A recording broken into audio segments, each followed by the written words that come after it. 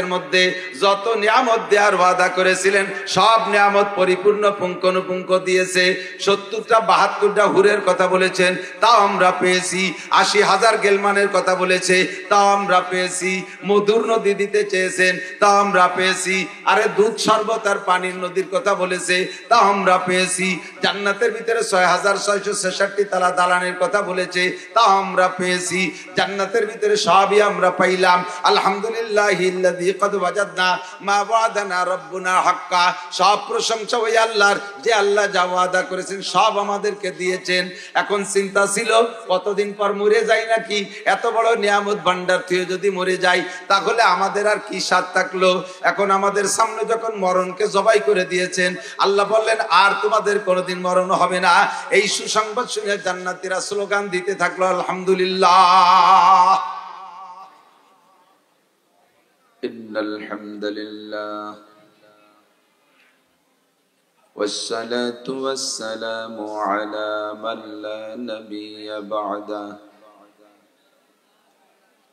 أما بعد فأعوذ بالله من الشيطان الرجيم بسم الله الرحمن الرحيم وما الحياة الدنيا إلا قليل وإن الدار الآخرة لهي الحيوان لو كانوا يعلمون ثم قال الله تعالى من كان يريد حرث الآخرة نزد له في حرثه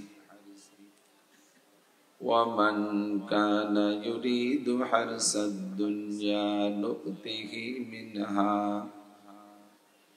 وما له في الآخرة من نصيب.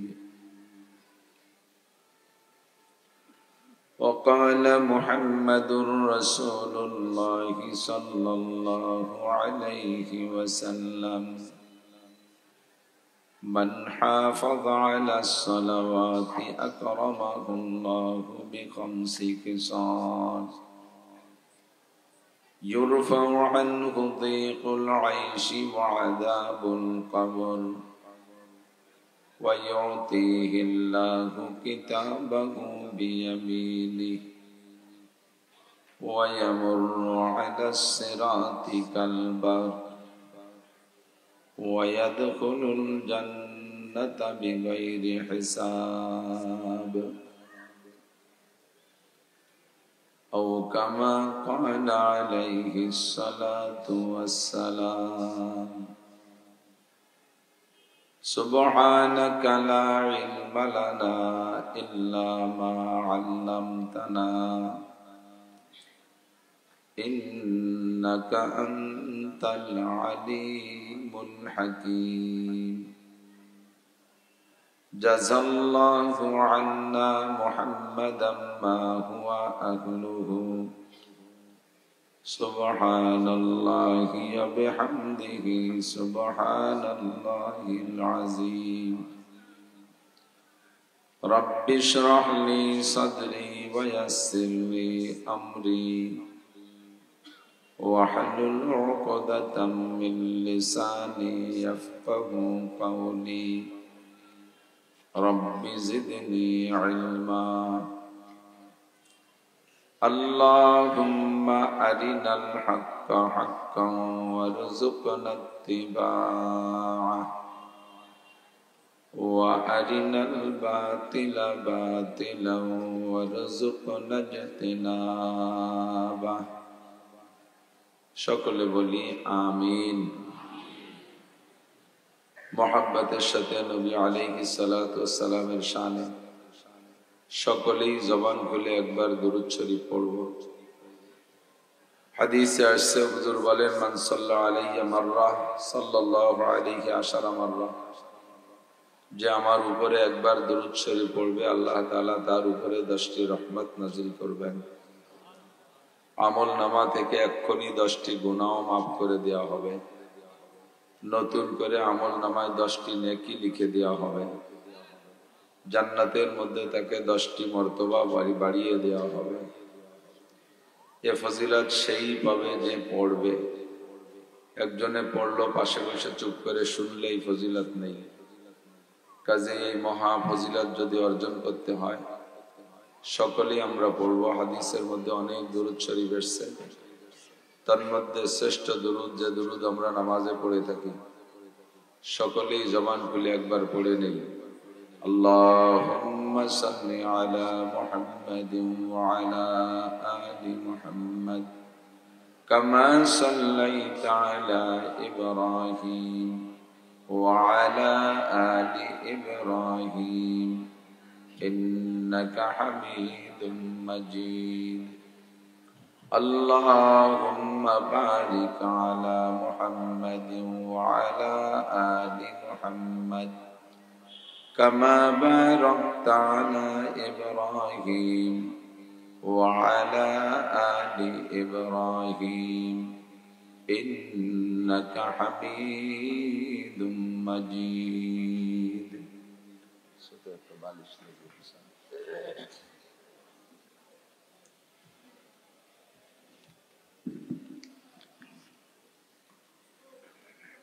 ঐতিহ্যবাহী আল জামিয়াতুল ইসলামিয়া কাসিমুল উলুম কওমি মাদ্রাসা বলিদাপাড়া, কালীগঞ্জ, ঝিনাইদহ, বাংলাদেশের উদ্যোগে আয়োজিত 35তম বার্ষিক ওয়াজ মাহফিল। অধ্যকার মাহফিলের সম্মানিত সভাপতি জনাব আলহাজ ইঞ্জিনিয়ার আব্দুল ওয়াজেদ মিয়া সাহেব, মাদ্রাসার সুযোগ্য সুদক্ষ প্রবীণ মোহতামিম সাহেব হুজুর হাফিজাহুল্লাহ, আজকের মাহফিলের প্রধান অতিথি আমাদের বৃহত্তর যশোরের উলামায়ে কিরামদের মুরব্বী হযরতুল আল্লামা হযরত মাওলানা আনোয়ারুল করিম সাহেব হাফিজাহুল্লাহ, আপনাদের এই অঞ্চলের জন্য একেবারেই নতুন, আমি নিজেই যাকে চয়েস করে মাদ্রাসার জন্য বক্তা হিসেবে দাওয়াত দিয়েছি, আজকের মাহফিলের প্রধান বক্তা থাকবেন তিনি। ঢাকা শাহজালাল আন্তর্জাতিক এয়ারপোর্ট কার্গো মসজিদের ইমাম সাহেব, খতিব সাহেব হযরতুল আল্লাম হযরত মাওলানা হাফেজ মুফতি তাওহীদুল ইসলাম আজিজি,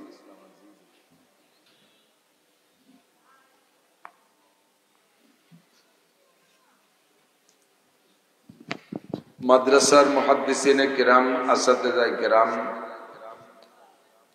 আজিজ আমতুলাবা, এই অঞ্চলের অনেক অনেক উলামায়ে কিরাম, আইম্মায়ে মাসাজিদ, প্রাণপ্রিয় দেশবাসী, পর্দার আড়ালে বসে থাকা মা ও বোনেরা,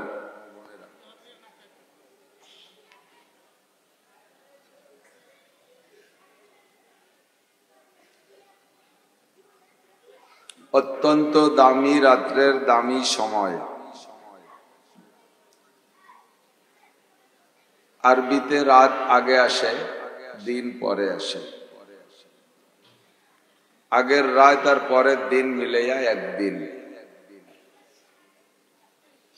এমনি সময় বুঝে না আসলেও রমজান মাসে বুঝে আসে আগামীকাল রোজা থাকতে হবে, এই রাত্রে থেকেই তারাবি পড়া লাগে।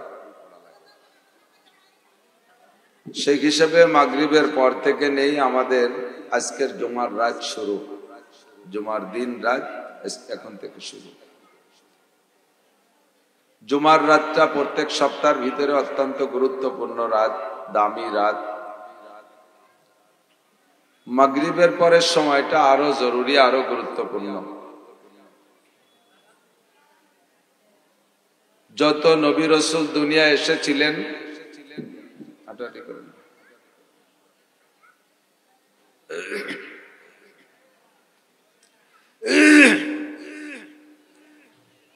কোন নবী রাসূল KG, kindergarten, primary, high school, college, বিশ্ববিদ্যালয়ের শিক্ষক ছিলেন না। গতানুগতিক আমাদের এই সময়কার যে মাদ্রাসাগুলো, হেফজখানা, কিরাতখানা, নুরানি, কিন্ডারগার্টেন, জামাত বিভাগ ইত্যাদি এই জাতীয় মাদ্রাসাও ছিল না, কাজেই নবীরা এ সকল মাদ্রাসার শিক্ষকও ছিলেন না। তবে সব নবী বক্তা ছিলেন। আমি বক্তা বিদায় নবীদেরকে বক্তাদের দলে নিয়ে আসতেছি তা না। সমস্ত নবীকে আল্লাহ তাআলা তাবলীগের জিম্মাদারি দিয়ে পাঠিয়েছেন। ইয়া আইয়ুহার রাসূল বাল্লিগ, হে নবী তাবলীগ করেন, উম্মতের কাছে পৌঁছান। সিস্টেম যদিও ব্যতিক্রম ছিল, এরকম সুন্দর প্যান্ডেল ছিল না, এভাবে এত সুন্দর মাইক কারেন্টের লাইট ছিল না। আম্বিয়া আলাইহিমুস সালাতু ওয়াস সালাম বারে বারে দারে দারে ঘরে ঘরে গিয়ে গিয়ে উম্মতকে দাওয়াত দিয়েছেন। বিশেষ প্রয়োজনে কখনো কখনো ডেকে ডেকে বসায় বয়ান করতেন উম্মতকে।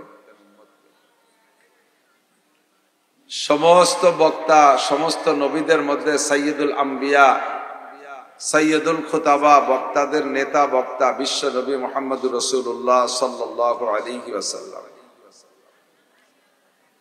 নবীদের ইতিহাস যতদূর আমাদের জানা আছে, ওলামায়ে কিরাম শাহেদ ও সাক্ষী, কোন আলেম বলতে পারবে না যে কোন একজন নবী রাত 1টা 2টা 3টে পর্যন্ত সারা রাত মাহফিল করেছেন। লা ইলাহা ইল্লাল্লাহু মুহাম্মাদুর রাসূলুল্লাহ। খুব লক্ষ্য করি, খেয়াল করতেছেন, আমি বয়ানের ভিতরে বিশেষ করে মাদ্রাসার ছাত্র আসাতিজা কিরাম, উলামায়ে কিরাম যদি বসেন তাদেরকে বিশেষভাবে টার্গেট করি। সব ছাত্ররা খুব মনোযোগ দিয়ে সব বক্তার বয়ান শুনতে হবে। বক্তা ছিলেন যশোরের হুজুর রহমাতুল্লাহ আলাইহি, চলে গেছেন। বক্তা ছিলেন আলী হোসেন সাহেব হুজুর রহমাতুল্লাহ আলাইহি, চলে গেছেন। সেনহাটির মুজিবুর রহমান সাহেব হুজুর চলে গেছেন। সুটপার হুজুর খলিলুর রহমান সাহেব চলে গেছেন। হাবিবুল্লাহ মিসবাহ সাহেব চলে গেছেন। মাজহারুল ইসলাম সাহেব চলে গেছেন। এমন করে আমাদের মাঝে, আমাদের কওমি অঙ্গনে যারা বড় বড় বক্তা ছিলেন সব চলে গেছে। কাব্বারানি মৌতুল কুবারা, ওই বুড়োরা মুরব্বীরা চলে যাওয়ার পরে আমরা মুরব্বী হয়েছি। আবার হঠাৎ করে শুনবে একদিন আমার মৃত্যু খবর, কেঁদে কেঁদে আসবে সবাই দিতে শুধু কবর। এখন আমাকে মানুষের রাস্তাঘাটে দেখা হলেই ওয়াজের দাওয়াত দেয়। মাঝখানে চলতি পথে গাড়ির থেকে নামে এক চার দোকানে চা খাইতে বসলে সে দোকানদারও আমার একটা ওয়াজের দাওয়াত দেয়। যেখানে যার সাথে দেখা হয় ওয়াজের দাওয়াত দেয়। আঞ্চলিক ভাষায় বলে ঢেকি আকাশে গেলেও লাথি খায়। ঢেকি রেখেও চুমু দেয় নাকি?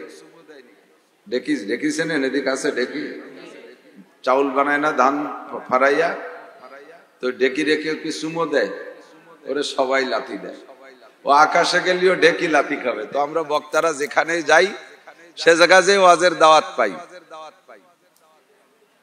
বহুত হাদিয়া, তোহবা, ওয়াজের দাওয়াত ইত্যাদি আমাদের কাছে আসে। হঠাৎ একদিন আমার কাছে, আপনাদের কাছে খবর আসবে মৌলানা নাসির সাহেব মারা গেছে। হঠাৎ করে শুনবে একদিন আমার মৃত্যু খবর, কেঁদে কেঁদে আসবে সবাই দিতে শুধু কবর। এখন আমাকে ওয়াজের দাওয়াত দিতে যায়, টাকা পয়সা নিয়ে যায়, অনেক হাদিয়া তোহফা নিয়ে যায়। আর আমার মরণের খবর আসলে আর কেউ আমার ওয়াজের দাওয়াত দিতে যাবে না। মোহাব্বত থাকলে যদি সম্ভব হয় গিয়ে 3 মুঠ মাটি দেওয়ার জন্য যাবে, ঠিক কিনা? তো আমরাও বুড়ো হয়ে যাচ্ছি। আজ থেকে প্রায় 20-21 বছর আগে আমি এই মাদ্রাসায় এসেছি। তারপরে বেশ কয়েকবার আসছি, মাঝে অনেকদিন আসা হয় না। দাড়ি তখন কাঁচা ছিল, আর এখন দাড়ি বেশিরভাগই পাইকা সাদা হয়ে গেছে। মেহেদি লাগায় লাল বানায় রাখছি। আর একদিন এমন হবে যে সেদিন আর দাড়ি পাকারও সময় থাকবে না, আমরা চলে যাব। ছাত্রদের বলছি এই চেয়ারটা খালি রাখা যাবে না। এই চেয়ারটা খালি হয়ে গেলে এ জায়গা বসবে শয়তান। কে বসবে? শয়তানকে তো চেয়ারে বসতে দেওয়া যাবে না। কাজেই চেয়ারটাকে যদি দখল করে রাখতে হয়, দৈনন্দিন মানুষ শিক্ষা দীক্ষায় উন্নতির দিকে যাইতেছে, বয়ানের ধাস তর্স পাল্টে যাচ্ছে। আর ছাত্রদের কপাল আল্লাহ বাঁচালে এমন পোড়া পড়ছে, জাহেরে বাতেনে গোপনে সদরে কোনো না কোনো ভাবে ছাত্রদের কাছে টাচ মোবাইল আছে। আমরা মাদ্রাসায় নিষেধ করি মোবাইল রাখতে, দিনের বেলা মাঝে মাঝে মোবাইল ধরার জন্য মোবাইল কোর্টও দেই, একটা মোবাইল দিনই খুঁজে পাই না। অথচ সবার কাছে মোবাইল আছে। রাত 1টার পরে মোবাইল অন করলে কোন ছাত্র কার সাথে লিঙ্ক আছে সব জায়গায় সম্পর্ক দেখা যাবে যে লাইনই আছে সবাই। শিয়ালের মতো দিনের বেলা রাস্তাঘাটে একটা শিয়ালও দেখি না, সন্ধ্যের পরে আগানে বাগানে ডাক শুরু হয়ে যায়। তো তালাশ করলে শিয়াল পাওয়া যায় না, অথচ শিয়াল দেশে আসে না নাই। মাদ্রাসায় খুঁজলি মোবাইল পাই না, অথচ সব ছাত্রর মোবাইল আছে। তো মোবাইল একবার যারা হাতে পাইছে তাদের লেখাপড়ার বাস, লেখাপড়ায় বাস, সুজা বাস না আহিয়ালা বাস। উলামায়ে কিরাম মুহাদ্দিসিনে কিরাম পর্যন্ত মোবাইলের পিছনে এমন লাগছে, কিতাবাদি দেখায় স্বাদ নাই। মোবাইল নিয়ে বসলে ঘন্টার পর ঘন্টা সারা রাত কেটে যায়, কোন সময় টের পায় না। কাজেই লেখাপড়া শেষ হয়ে গেছে। এখন উলামায়ে কিরাম মাঠে ময়দানে যা বলে একটু মহাব্বতের সাথে কান লাগাইয়া শুনিয়া গুছাই গাছায় ব্যাগ ভরে রাখবা। 2-4 মাঠের থেকে 2-4 ব্যাগ কালেকশন করতে পারলে আল্লাহ বাঁচালে এই চেয়ারে বসে ধুয়ে মুছে খাতি পারবা। আর এই চেয়ারে মাইকের বিশাল ডিমান্ড, মাইক ধরতে পারলিবার আল্লাহর রহমতে ভাতের অভাব নাই। এজন্য অনুরোধ করি, দিনের জন্যই তোমরা সব কথাগুলো মহাব্বতের সাথে কান লাগায় শুনতে হবে। পরিবেশ গঠন করার দায়িত্ব আপনাদের। দাঁড়াই থাকবেন, এ জায়গা দাঁড়াবেন, ও জায়গা দাঁড়াবেন। যদি দাঁড়াই থাকতে হয় তাহলে ঘরে যে দাঁড়ান, এই চোখের সামনে দাঁড়াইলে কথা বলা যায়। আর যদি বসতে না চান, বসতে ওয়াজ শুনতে এসে থাকেন, তাহলে বসেন। আপনাদের দেশে এক প্রকারের পোকা আছে নাকি, লম্বা লম্বা রেলগাড়ির মতো, খুব আস্তে আস্তে চলে, কি কয় রে, কেন্ন কেন্ন কেন্ন আছে না? ও কি খুব দ্রুত গতি নাকি? একেবারে স্লো গতিতে চলে। তোরে যদি কন যে তুই এত আস্তে যাচ্ছিস, সেই স্টার্টে যাবি কোন সময়, একটু ঠেলা দেন যে একটু তাড়াতাড়ি হাঁট। ওরে ধাক্কা দিলি কি রে, দলা বলায় গোসাই বসে থাকে, পারলি তুই হাঁট, আমি পারবো না। যাও হাঁটতেছিল তাও ব্রেক হয়ে যায়। তো যারা দাঁড়ায় দাঁড়ায় শুনতেছিল তাকে বসতি বলার পরে যদি হাইটে চলে যায় তাতে আর এক বেকায়দা। তাহলে দাঁড়াই শুনেন। সময় কম কামাই বেশি, আমার দেখ সময় কম কামাই বেশি। আম্বিয়া আলাইহিমুস সালাতু ওয়াস সালাম সারা রাত মাহফিল করছে, রাত 1টা 2টা 3টে পর্যন্ত মাহফিল করছে। কোন উলামায়ে কিরাম ইতিহাস দিয়ে বলতে পারবে না। অথচ বয়ান করা নবীদের সুন্নাত। আমার নবী, বিশ্ব নবী মুহাম্মদুর রাসূলুল্লাহ সাল্লাল্লাহু আলাইহি ওয়াসাল্লাম প্রধান বক্তা। হুজুরও বয়ান করতেন। তো হুজুরের বয়ানের সুন্নতি টাইম ছিল ফজর বাদ আর মাগরিব বাদ। ফজর বাদ আর মাগরিব বাদ, এই 2 টাইম হুজুর বেশি বয়ান করতেন। আর জুমার খুতবার ভিতরে 1 সপ্তাহ বয়ান করতেন। কখনো বিশেষ কোনো প্রয়োজন হলে সাহাবায়ে কিরামদেরকে ডেকে এনে অতর্কিতভাবে বসাইয়া সে কথাগুলো বলতেন। তো হুজুর আলাইহিস সালাতু ওয়াস সালামের বয়ানের সুন্নতি 2টা টাইম, ফজর বাদ আর মাগরিব বাদ। মাগরিবের পরে, মাগরিবের আগ পর্যন্ত 90% মানুষের দুনিয়ার কাজ কাম শেষ হয়ে যায়। 90% মানুষের মাগরিবের পর পর পেশাব পায়খানার জরুরত অতটা চাপে না। মাগরিবের পরেই অত তাড়াতাড়ি ক্ষুধা লাগে না, ঘুমের চাহিদা থাকে না। এই টাইমটা মন মস্তিষ্ক খুব ফ্রেশ থাকে।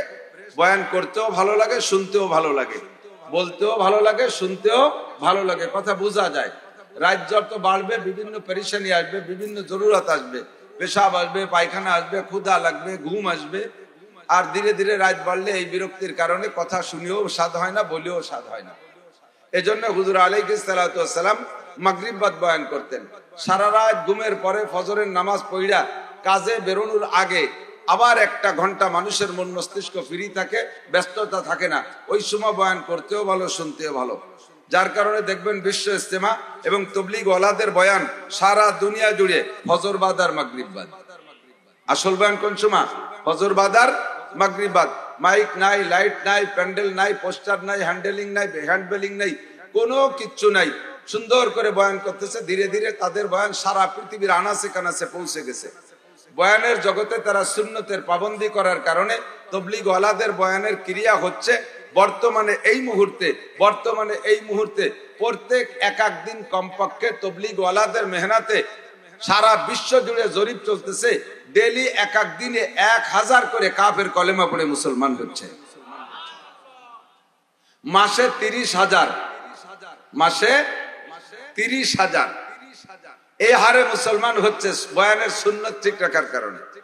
আমাদের এই ওয়াজের মাঠে এসে সুন্নত ঠিক রাখি না, মাগরিবের থেকে ঈশা পর্যন্ত মাঠটা খালি থাকবে, পোলাপান দৌড়াদৌড়ি করবে, ঘোরাঘুরি করবে।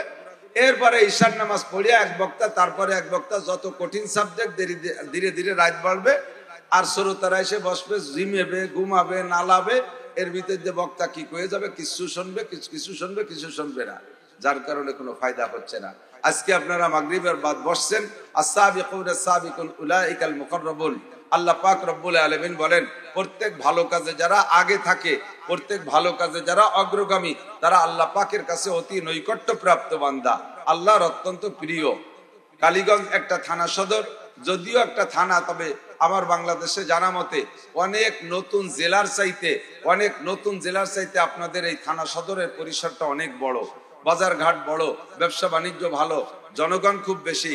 এই লক্ষ লক্ষ মানুষের মধ্য থেকে আল্লাহ পাক আমাদেরকে আপনাদেরকে বাছাই ছাঁটাই করে, মোহাব্বত করে, সুন্নতি টাইমের অনুসরণ করে আসার বসার তৌফিক দান করেছেন। শুকর আদায় করি আলহামদুলিল্লাহ। সময় আমারও কম, আপনাদের সকলেরই সময় কম, গোটা দুনিয়ারই সময়। যুবক ছাত্র এদিকে আমার দিক, দাস্তা বকারায়াত গরচে বাসাত সারে মার। ফার্সি যারা পড়ে তারা তো বুঝার কথা, কিন্তু তাও বুঝার দিন শেষ, ফার্সি পড়বে না। অথচ হাফিজুর রহমান সিদ্দিকী যখন ফার্সিতে শের পড়ে, শুনতে আবার খুব মজা পায়। তা আর একজনের শের গুলো শুনতে মজা পাও, তা তুমি নিজে একটু পড়িয়ে সুর দাও। সে সময় কয় না, ফার্সি লাগে কোন সাগে, ফার্সি যে কি হয় সে সময় ফার্সি লাগে না। ছোট্ট ছোট্ট করে রেখে দাও, মনে রাখবা, কাজে লাগবে। ফার্সিতে বলে দাস্তা বাকার আয়াত গরচে বাসাত সারে মার, রেখে দাও, কাজে লাগবে। যদিও সাপের মাথা, এই কুচোগুলো সার দিক, ভলেন্টিয়ার নেই, এই যে আরেকটা আছে। যত জায়গা মাহফিল, এই খুদকুড়ো গুলো সামনে বসে, এরা ওয়াজ বোঝে না, বিভিন্ন উল্টো পাল্টা করিডোরে পরিবেশ নষ্ট করে। এই যে আরেকটা রওনা দিচ্ছে।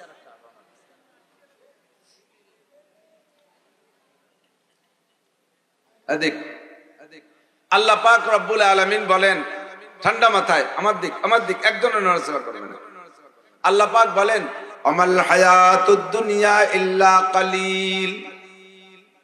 শুধু আজকের আমার এই মাগরিবের থেকে বয়ানের টাইমই কম না, গোটা দুনিয়ার হায়াতি কম।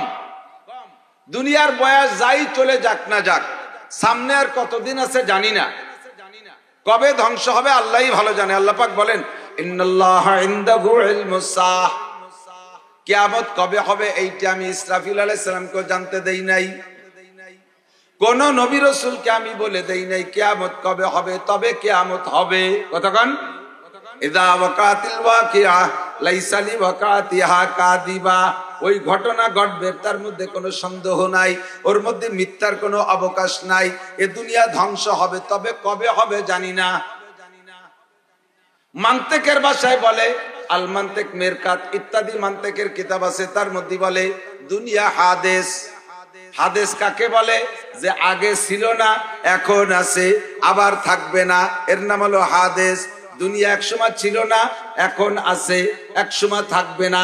যত কোটি বছর হোক না কেন, অবশেষে দুনিয়া ধ্বংস হয়েই যাবে। কথা বলুন ঠিক কি ঠিক না? আল্লাহ পাক এই দুনিয়ার লম্বা টাইমের পরেও নাম রেখেছে আমাল হায়াতুদ দুনিয়া ইল্লা কালিল। এ দুনিয়ার জিন্দেগি একেবারে সামান্য।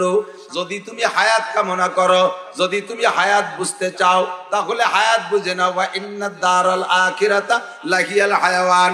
আখিরাতের হায়াতই হলো অরিজিনাল হায়াত। প্রত্যেকের মরার পরে শুরু হবে আখিরাতের হায়াত, আর তা কোনোদিন শেষ হবে না। মাঝে মাঝে বিছানায় শুয়ে শুয়ে আমি আখিরাতের হায়াত চিন্তা করি। আরে শেষ হবে না মানে কতদিন পর শেষ হবে না? 1,00,000,000,000 বছর, 1,00,000,000,000 বছর আখিরাতের হায়াত। জান্নাতে গেলাম 1,00,000,000,000 বছর, জাহান্নামেও না গেলাম তাহলে 1,00,000,000,000 বছর। এ তো বহুত বড় একটা লম্বা সময়।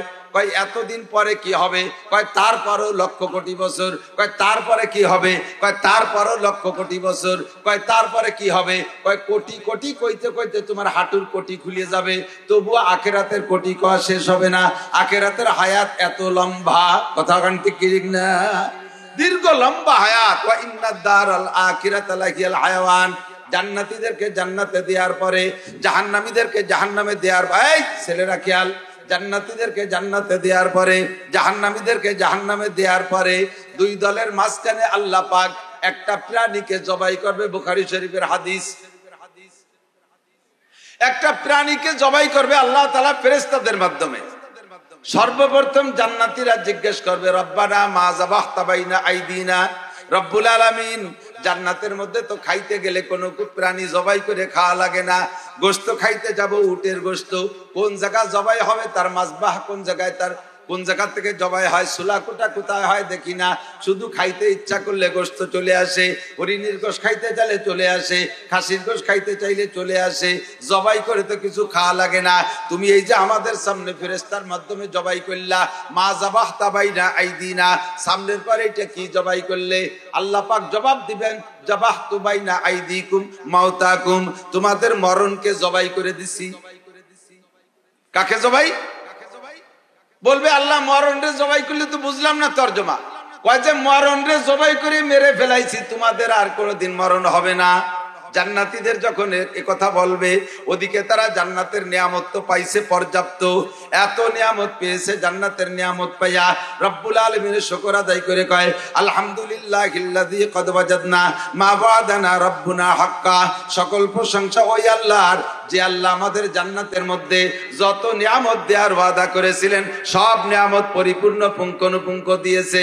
70টা 72টা হুরের কথা বলেছেন, তাও আমরা পেয়েছি। 80,000 গেলমানের কথা বলেছে, তাও আমরা পেয়েছি।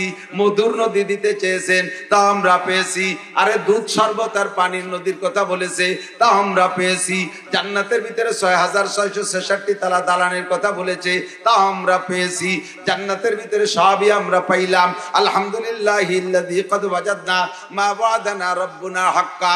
সব প্রশংসা ওই আল্লাহর, যে আল্লাহ যা ওয়াদা করেছেন সব আমাদেরকে দিয়েছেন। এখন চিন্তা ছিল কতদিন পর মরে যাই নাকি, এত বড় নিয়ামত ভান্ডার থেকে যদি মরে যাই তাহলে আমাদের আর কি স্বাদ থাকলো। এখন আমাদের সামনে যখন মরণকে জবাই করে দিয়েছেন, আল্লাহ বললেন আর তোমাদের কোনোদিন মরণ হবে না।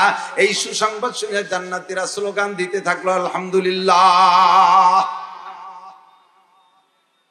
জাহান্নামীরা জিজ্ঞেস করবে, রব্বানা মা যাবাহতা বাইনা আইদিনা, আল্লাহ আমাদের সামনে কি জবাই করলা? আল্লাহ পাক তাদেরকে বলবেন, যাবাহতু মাউতাকুম, তোমাদের মরণ জবাই করেছি। বলবে আল্লাহ মরণ জবাই করার তরজমা কি? আল্লাহ কাই ফি নারি জাহান্নাম খালিদিনা ফিহা আবাদা।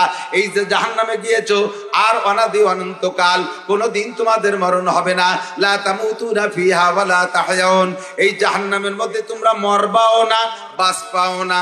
তার মানে মরণের পরে যেই বাঁচা ওই বাঁচা না, তোমরা এর মধ্যে কোনদিন আর মরবা না। খালিদিনা ফিহা আবাদা। সাপে কামড়াইতেছে কামড় খাইতেই থাকবা, বিচ্ছুতে কামড়াইতেছে কামড় খাইতেই থাকবা, আগুনে পোড়াইতেছে পুড়তেই থাকবা, পা উঁচু করে মাথা নিচু মুখে দিয়ে ঝুলাই রাখছে ঝুলন্তই থাকবা। আরে শিকের ভিতরে গাইতা পোড়ানো হচ্ছে, ওভাবে পুড়তেই থাকবা। কয় আল্লাহ এমন করে কতদিন? কয় চলতে থাকবে, কোনো শেষ নাই। কুল্লামা নাদিজাত জুলুদুহুম বাদদালনাহুম জুলুদান গায়র। তোমাদের প্রত্যেক মুহূর্তে, আয় আমার দিক, প্রত্যেক মুহূর্তে মুহূর্তে তোমাদের গায়ের রক্ত মাংস জাহান্নামের আগুনে পুড়িয়ে গলে শেষ হয়ে যাবে। সঙ্গে সঙ্গে সেকেন্ডের মধ্যে আর একটা বডি তৈরি করে দেওয়া হবে। কেন হবে? লিযিকাহুমুল আযাব, যাতে জাহান্নামের শাস্তি তোমরা পরিপূর্ণ উপলব্ধি করতে পারো। হে আমার প্রাণপ্রিয় বন্ধুবার, উলামায়ে কিরাম, তুলাবায়ে জাম, দেশের জেনারেল শিক্ষিত সর্বসাধারণ বন্ধুরা, আমার পর্দার আড়ালের মা বোনেরা, তামাশা করে উড়াই দিও না। আরে ই তামাশা গাহে আলম রয়ে তুস তো কো যা বাহরে তামাশা আমি রবি। এ দুনিয়াটা তামাশা, আর তামাশা দেখতে কোথাও যা লাগবে না। তামাশা মনে করে এ কথাগুলোকে তুমি উড়াই দিও না, একটু অন্তরের ভিতরে জায়গা দাও। তোমাকে একবার জাহান্নামের ভিতরে ঢুকোই দেওয়ার পরে আর তোমার মরণ হবে না। একটা বডিতে দীর্ঘক্ষণ যদি শাস্তি দেওয়া হয়, একটা বডিতে দীর্ঘক্ষণ যদি পিটানো হয়, দেখবেন প্রথম কয়েক পিটানে ব্যথা পায়, প্রথম কয়েক পিটানে ব্যথা পায় আর কান্দে। কিছুক্ষণ পিটানোর পরে শরীরটা বেবোধ হয়ে যায়, শরীরটা বেবোধ হয়ে যায়, এরপরে পিটানের ব্যথা আর অনুভব হয় না। এজন্য আল্লাহ পাক বলেন লিয়ুযীকাকুমুল আযাব, জাহান্নামের ভিতরে তোমাদের প্রত্যেক মুহূর্তে মুহূর্তে দেহ পরিবর্তন করে দেওয়া হবে, যাতে নতুন দেহতে আগের দেহের চাইতে বেশি শাস্তি উপভোগ করতে পারো, উপলব্ধি করতে পারো, অনুভব করতে পারো। আগের দেহের চাইতে নতুন দেহের ভিতরে 100 গুণ উপলব্ধি আর অনুভূতি শক্তি বেশি হবে। এমন করে আপনি অনাদি অনন্তকাল জাহান্নামে পুড়তে থাকবে। ওই হায়াতের কোনো শেষ, সাজাও অনাদি অনন্তকাল, আর শান্তিও অনাদি অনন্তকাল। ওইটার নাম হলো হায়াত। দুনিয়ার হায়াত একেবারে কম। আমাল হায়াতুদ দুনিয়া ইল্লা, আমার দিকে একটু তাকান, একটু লক্ষ্য করেন। আখিরাতের হায়াত আর দুনিয়ার হায়াতের মধ্যে পার্থক্য বুঝাইতে গিয়ে শাহ আব্দুল হক মুহাদ্দিসে দেহলভী রহমাতুল্লাহ আলাইহি একটা উদাহরণ বলেছেন। খেয়াল করতেছেন সবাই? খেয়াল করতেছেন? আমি এক জায়গা বয়ানের পরে, বয়ানের ভিতরে নামাজের সাজা শাস্তি কি হবে এই সংক্রান্ত কথা বলছি। বলার পরে এক যুবক আইসে বলতেছে, হুজুর আজকে যা বলছেন কি সবই সত্যি? আমি বলি, তোমার সন্দেহ হয়েছে কোন জায়গা? কয় যে আমার একটা জায়গা সন্দেহ হলো, সেটা হলো এক ওয়াক্ত নামাজের জন্য 80 হুকবা জাহান্নাম, আর এক হুকবায় 2,88,00,000 বছর। এক হুকবায় 2,88,00,000 বছর, আর এক ওয়াক্তে নামাজের জন্য 80 হুকবা। তাহলে 80 হুকবারে 2,88,00,000 দিয়ে গুণ দিলি, এক ওয়াক্তে নামাজের কারণে জাহান্নামে পোড়া লাগবে 200 কোটি, আরো 30 কোটি, আরো 40 লক্ষ বছর। একটা মানুষের ভিতরে, চেহারার ভিতরে কোনো পরিবর্তন দেখতেছে না, ভয় নাই কার। বোঝা যায় যে আপনারা সবাই নিয়মিত নামাজ পড়ছেন, আপনাদের কাহারও জিম্মায় নামাজ কাজা নাই, এরকম নাকি? জীবনে নামাজ ছুটে গেছে কি যায় নাই? কতক্ষণ ছুটছে কি ছোটে নাই? নামাজ ছুটে গেছে না? ভালো করে মনে রাখেন, এসে গেলে একটু কয়ে যাই, ফাঁকে মনে রাখেন কোন যাইতে ছুটি। নামাজ যদি কের ছুটে যায়, মরার আগে 1 কোটি বার তওবা করলেও নামাজের শাস্তি থেকে আপনার রেহাই নাই। বোঝে নাই? আবার একটু কই, নামাজ পড়েন নাই, মরার আগে আস্তাগফিরুল্লাহ কই ব্যাগটাই কেন্দ্রে দিয়েছেন, সব গুনাহ মাফ হবে, নামাজ মাফ হবে না। নামাজ পড়েন নাই, আস্তাগফিরুল্লাহ, এর কারণে আল্লাহ নামাজ মাফ করে দিয়েছে, আর নামাজ না পড়ার কারণে যে শাস্তি আপনার নামে বরাদ্দ ছিল সেটা থেকে আপনি মুক্তি পাইছেন, তা আদৌ নয়, এক জাররাও না। আপনাকে নামাজ দিয়ে নামাজ পরিশোধ করতেই হবে। বুঝতে কি পারছি? একটু আর একটু ভালো করে বোঝেন। জিনা করলে গুনাহ হয়, আমার দিক, জিনা করলে গুনাহ হয়, চুরি করলে গুনাহ হয়, মদ খাইলে গুনাহ হয়। কয়টা গুনাহ হয়? একবার জিনায় একটা গুনাহ, দুইবার জিনায় 2টা গুনাহ, এক বিড়িতে 1 গুনাহ, একবার দাড়ি কাটলে মুখে যে কটা দাড়ি সেই কটা কবিরা গুনাহ। মদ খাইলে গুনাহ, তাড়ি খাইলে গুনাহ, বিড়ি খাইলে গুনাহ, মিথ্যে কথায় গুনাহ, গীবত শিকায়তে গুনাহ, চুরি ডাকাতিতে গুনাহ। এই গুনাহগুলো আপনি আল্লাহর কাছে আস্তাগফিরুল্লাহ পড়ে অন্তর থেকে খালেসভাবে মাপ চাইবেন, আল্লাহ তাআলা আপনার সব গুনাহ মাফ করে দিয়ে গুনাহ সংখ্যা পরিমাণ নেকি দিয়ে দেবে। কিন্তু নামাজ পড়েন নাই, কোনো গুনাহ হয় নাই, রোজা রাখেন নাই, এতে গুনাহ হয় নাই, হজ করেন নাই, এতে গুনাহ হয় নাই, যাকাত দেন নাই, এতে গুনাহ হয় নাই। বুঝতেছে না বাপ? ভালো না রে, কি কঠিন সাবজেক্টের মধ্যে ঢুকলাম তা আল্লাহ জানে। নামাজ না পড়লে কি হয় না? গুনাহ হয় না। টুকান কি হয় না? সাহস পাচ্ছেন না কইতে যে হুজুর মিথ্যে কথা কচ্ছে, হুজুরের সাথে আমিও মিথ্যে কথা কব কেন? यार আল্লাহর কিরে নামাজ না পড়লে গুনাহ হয় না। এবার কি বিশ্বাস হয়? তাই নামাজ না পড়লে গুনাহ হয় না, তা পড়বো কে? নামাজ না পড়লে গুনাহ হয় না। যদি নামাজ না পড়লে গুনাহ হইতো তাহলে মরার আগে আস্তাগফিরুল্লাহ পড়লে নামাজ মাফ হয়ে যাইতো। নামাজ না পড়লে গুনাহ হয় না, নামাজ না পড়লে গুনাহ হয় না। তবে হয় কি, এক ওয়াক্ত নামাজ না পড়ার কারণে আপনার আমলনামায় বরাদ্দ হয়ে আছে 230 কোটি 40 লক্ষ বছর জাহান্নামে আপনাকে পড়তে হবে। গুনাহ একটাও হবে না, তবে ওই পরিমাণ পূর্তি হবে। জাহান্নামের শাস্তি ওই পরিমাণ ভুগতে হবে। এটা আস্তাগফিরুল্লাহ মাফ হবে না। কয়টা আস্তাগফিরুল্লাহ মাফ হবে না কেন? বলে যদি আস্তাগফিরুল্লাহ মাফ হয়, একটা লোক 60 বছর নামাজ না পড়ে আস্তাগফিরুল্লাহ কয়ে নামাজ মাফ করায় বেহেশতে চলে গেল, তা আমি বিটা শীতকালের দিনে 60 বছর ঠান্ডা পানিতে ওযু করে ভর্তি যাব কে? তাহলে আমি পড়নেওয়ালা আর না পড়ার মধ্যে পার্থক্য থাকলো কি?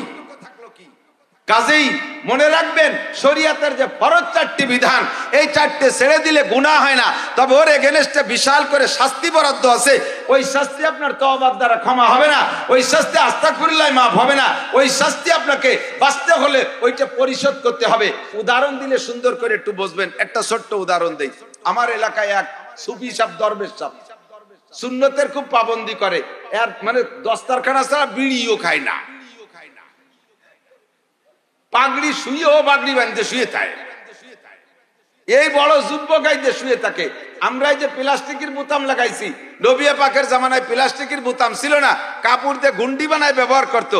এই লোকে নবীর সুন্নতের পাবন্দি করতে যাইয়া এই কাপড়ের গুন্ডি বানাইয়া ব্যবহার করে, বোতামও লাগায় না।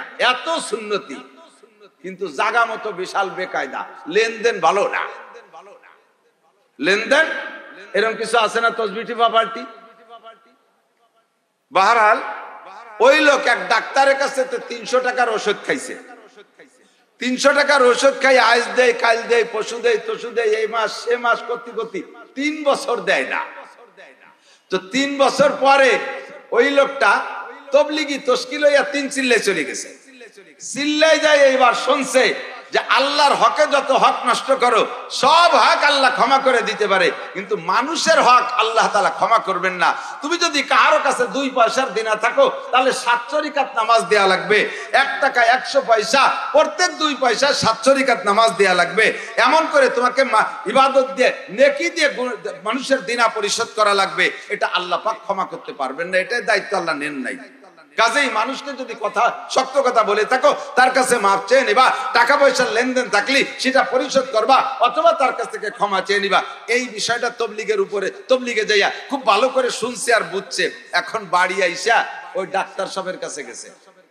তো যাইয়া ডাক্তাররা ওনার সিদ্ধান্ত যে আমি যে কোনো ভাবে মাফ চাওয়ার মধ্যে দিয়ে সারিয়ে আসবো, টাকা দেবো না ডাক্তার। এই সিদ্ধান্ত নিয়ে যাই, যদি ডাক্তার আপনার কাছ থেকে 300 টাকার ওষুধ খাইছিলাম 3 বছর আগে, দিতে পারি নাই, আল্লাহর রাস্তায় মাফ করে দেন। এনার তো দিয়ার সঙ্গতি আছে।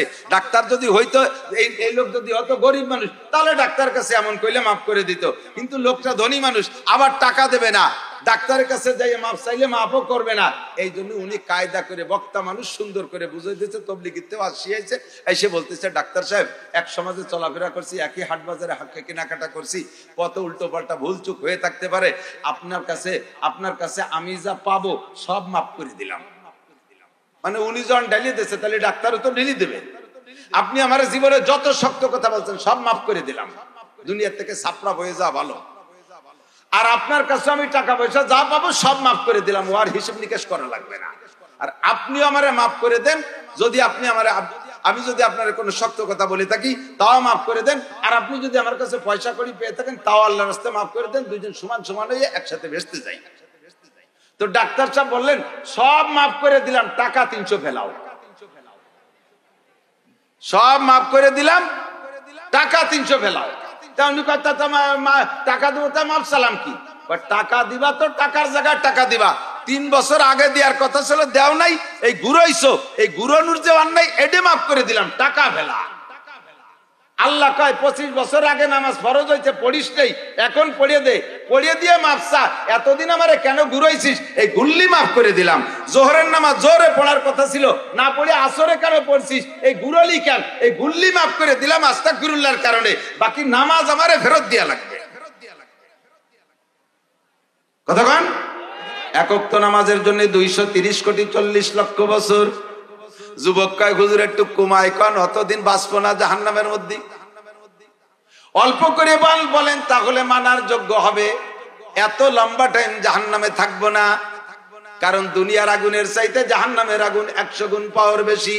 দুনিয়ার সাধারণ এই আখের মিলের ভিতরে যে বয়লার আছে, ওর ভিতরে একটা মানুষ যদি ফেলানো হয়, একটা মানুষ নিঃশেষ হইতে, ভস্ম হইতে কতক্ষণ লাগবে? 1-2 মিনিটের মধ্যে শেষ। কতক্ষণ? ঠিক ঠিক না?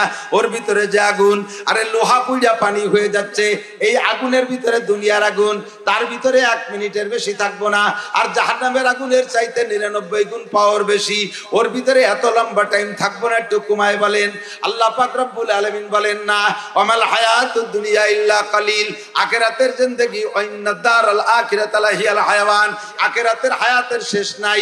ওর মধ্যে তুমি ঢুকবা, কুল্লামা নাদিজাত জুলুদুহুম বাদদালনাহুম জুলুদান গায়র, তুমি মনে করছো পুড়ে ছাইবস্য হয়ে যাবা, মুহূর্তের মধ্যে তোমার আরেকটা দেহ বানাই দেওয়া হবে।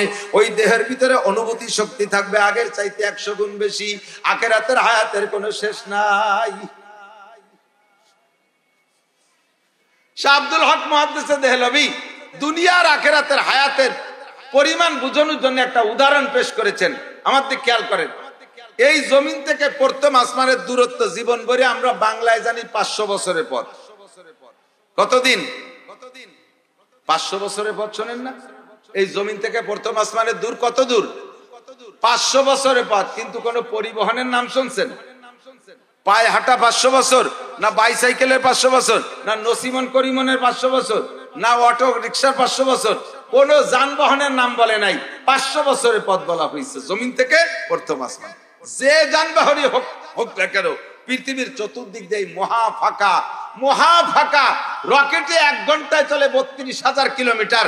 এই রকেটে ফ্লাইটের পরে মঙ্গল গ্রহে যাইতে লাগে 6 মাস বিরতিহীন ভাবে ওড়ে, তারপরও মঙ্গল গ্রহে যায়। আর মঙ্গল গ্রহ বেশি দূর না, মঙ্গল গ্রহ কালীগঞ্জ চৌরাস্তার কেবলই ওই পাশে, একেবারে কাছে, সবচাইতে নিকটে, পৃথিবীর কাছে মঙ্গল গ্রহ। তাই যাইতে লাগে 6 মাস, 32,000 কিলোমিটার ঘন্টায় চলে। তো দোস্ত, আসমান কত দূরে!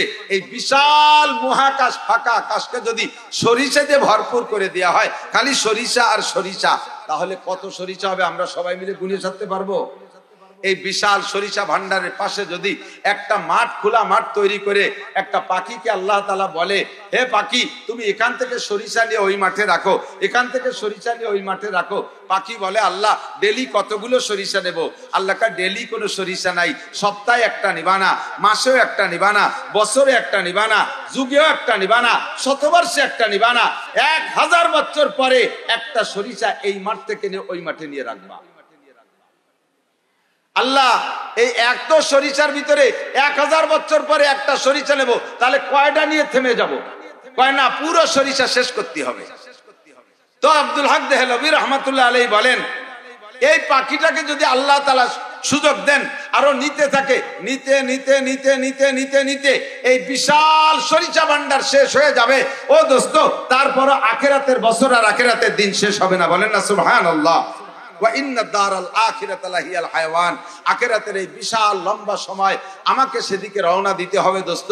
এখন দুনিয়ায় অল্প একটু হায়াতের ভিতরে আমাকে আখিরাতের এই বিশাল লম্বা সময় খরচ করার মতো ইনকাম করে নিতে হবে দুনিয়ার থেকে। যা আমি বলবো এই কিসসা বলা আমার মাকসাদ না, শুধুমাত্র এতটুকু বুঝাইতে চাইছি যে দুনিয়া কতটুকু আর আখিরাত কতটুকু। দুনিয়ায় 70 বছর যদি হায়াত পেয়ে থাকেন, এই 70 বছরের হায়াত আখিরাতের হায়াতের সামনে 2.5 থেকে 3 সেকেন্ড। কতটুক? 2.5 থেকে 3 সেকেন্ড। এই 2.5 থেকে 3 সেকেন্ড টাইমের ভিতরে আপনি ইনকাম করবেন, অনাদি অনন্তকাল জান্নাতে থাকবেন, ভোগ করবেন জান্নাতের নিয়ামত, বিশাল জান্নাত আপনি ইনকাম করবেন। এইটা ইনকাম করার জায়গা আপনার এই দুনিয়ায় বসে মাত্র 2.5 থেকে 3 সেকেন্ডের ভিতরে। অল্প একটু সময়ের ভিতরে আমি কিভাবে বিশাল জান্নাতের হাজার হাজার নাজ ও নিয়ামত ইনকাম করে যাব। আমার দিক খবর সবাই এদিক খুব লক্ষ্য করে খেয়াল করতে হবে। সময় কম, কামাই বেশি।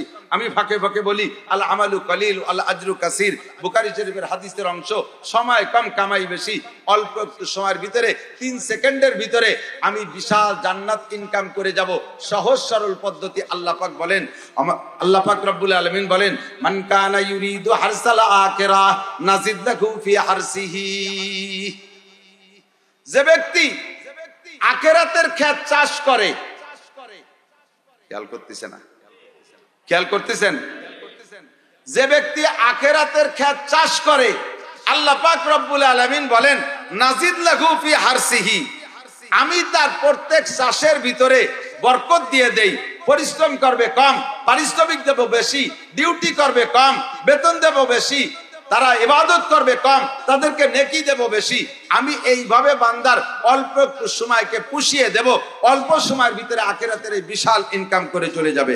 আল্লাহ পাক রব্বুল আলামিন বাস্তবের সাথে আমাদেরকে মিল করে কতগুলো সুন্দরভাবে আমাদের ইবাদতের সহজ পদ্ধতি শিখিয়ে দিয়েছেন। এদিক তাকান দোস্ত, মাহফিলের শেষে যদি কোন মাহফিলের শেষে যদি তবারক থাকে, বুঝেন নাই, মাহফিলের শেষে যদি তবারক থাকে, তাহলে শেষ বক্তা ওয়াজ খারাপ করুক আর ভালো করুক, শ্রোতা ওঠে না। খেয়াল করছেন নাকি?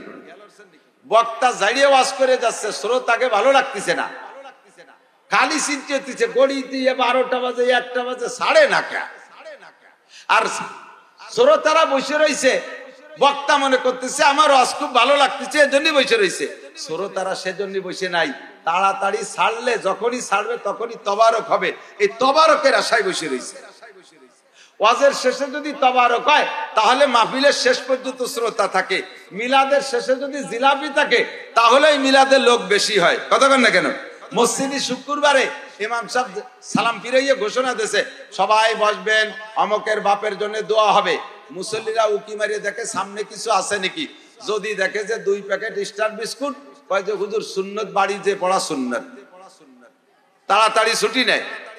আর যদি উকি মারিয়ে দেখে এরকম বড় বড় জিলাপি আর মিষ্টির বস্তা আছে, সুন্নতের পরে আর 2 রাকাত নফল, তারপরে আরো 2 রাকাত পড়ে, কারণ শেষে মাল আছে। মিলাদের শেষে যদি হুজুররা টাকা দেয় তাহলে হুজুররা ওই এলাকার দাওয়াত খুব যত্ন সহকারে গ্রহণ করে। বক্তাদের যদি ওয়াজের পরে ভালো হাদিয়া হয়, বক্তারা সেই এলাকার ওয়াজগুলো খুব খুঁটিয়ে খুঁটিয়ে বেছে নেয়।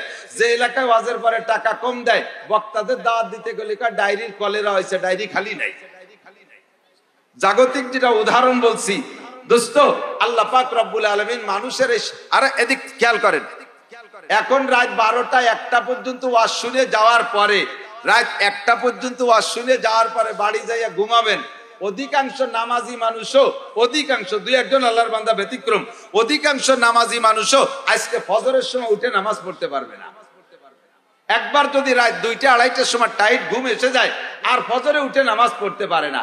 কিন্তু রমজান মাসে তারাবির নামাজ পড়ে যাইয়েই শুয়ে পড়ে না, গল্প করতে করতে ইডা উডা করতে করতে চা বিস্কুট এওয়া খাইতে খাইতে 12টা 1টা বাজায় দেয়, এরপরে ঘুমায়, আবার রাত 3টের সময় জাস্ট টাইমে উঠিয়ে যায়। কথা কন না কেন? এখন 1টায় ঘুমাইলে ফজরে উঠতে পারো না, রমজান মাসে 1টায় ঘুমাইলে 3টায় উঠে যাও। কারণ কি?